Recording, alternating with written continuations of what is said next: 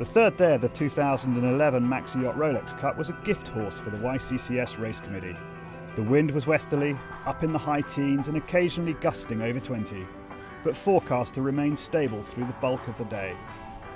3 classes were given their first taste of the Maddalena Passage, otherwise known as Bomb Alley, with today's 36 nautical mile coastal adventure.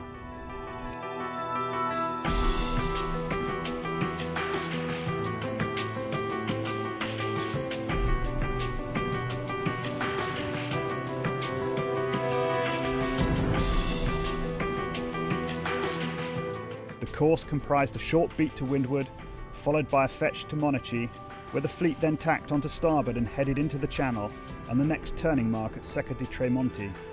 Another tack, a short beat to the island of Spargi, leaving San Stefano to starboard, and then a reach out to the rocks at Berrettanelli di Fori, and the downwind leg back to the finish off Portocervo. The 10-boat Wally fleet was first away, led off the line by 2010 regatta winner Klaus-Peter Offen's Y3K and the much smaller Rayakan 2. Two-time regatta winner Lindsay Owen Jones' Magic Carpet 2 was in control by the windward mark and all the way to the top of the course, where it suddenly unfolded for the front runners, as Owen Jones explains. It went very well most of the time. We had a very good first upwind again. First at the buoy, like yesterday, and I think that we made some good choices on wind shift. We were literally all together, all the way up to the top, and then all of us had a problem setting our spinnaker trying to come down. We broke a piece on a rolling spinnaker. They had problems of their own, and so all 3 of us were under bare poles for a couple of minutes. It wasn't great. But it sorted itself out. So we had an exciting race. The first 3 or 4 boats now really are very, very close in absolute terms, and all of them can win on handicap. So I think it's the Wally class that people thought at the beginning was sort of gentlemen's racing. It's become much more professional, much more close. Y3K went on to win the race both on the water and on handicap. Magic Carpet second home, but third on handicap after Dark Shadow. With 2 firsts in 2 races, Klaus-Peter Offen has his sights firmly on a 3rd Maxi Yacht Rolex Cup in a row.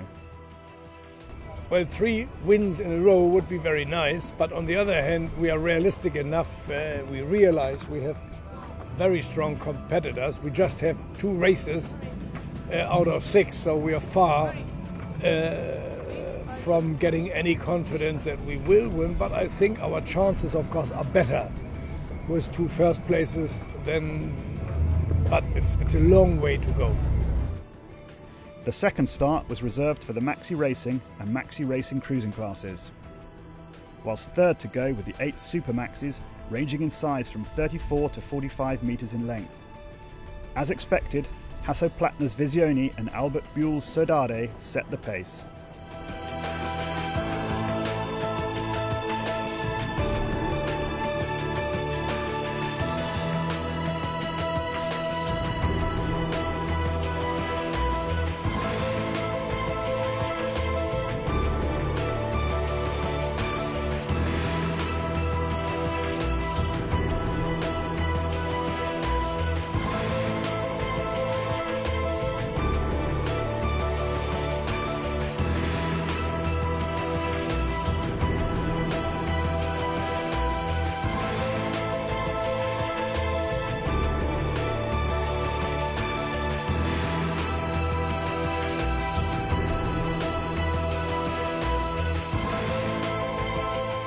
The Super Maxi class is a striking contrast of ultra-modern and classic tradition.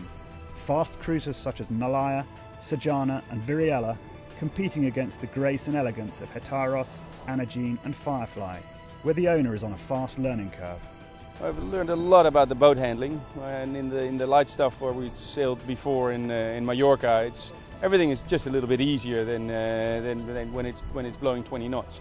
So everything we learn here, everything we sail in 20 knots, it will make life a lot easier when we only have 10 knots. The classicists may have come out on top today, Hetaros taking the win, but it is the modernist leading overall after 2 races, with Nalaya in 3rd. Round the world veteran Bauer Becking is clearly delighted. The boat is brand new. It's the first time we're actually racing the boat. Of course, it's fantastic for the owner and for ourselves to be on top, and that's always a big question mark. You're sailing a boat against guys who've been sailing forever their boats, and if you then are leading the regata, that can't be too bad, eh?